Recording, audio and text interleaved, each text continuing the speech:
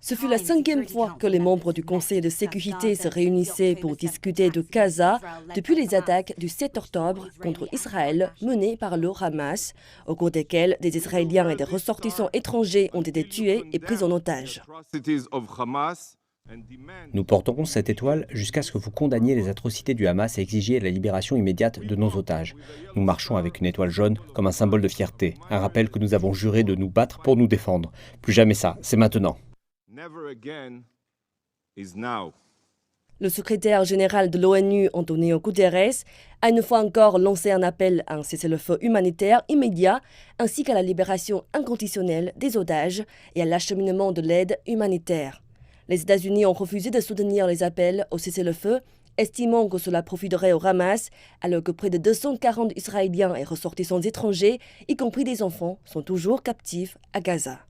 Les membres ont averti que la situation pourrait s'aggraver bien au-delà des frontières d'Israël et de Gaza. Nous avons dit à plusieurs reprises qu'il n'y avait pas de solution militaire à ce conflit.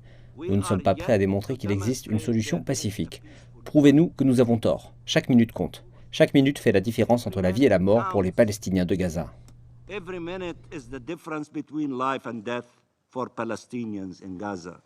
Les effets de la violence sur les enfants ont été un thème central de la réunion. Plus de 3100 ont été tués à Gaza, en Israël et en Cisjordanie. Les enfants d'Israël et de l'État de Palestine subissent un terrible traumatisme dont les conséquences pourraient durer toute une vie.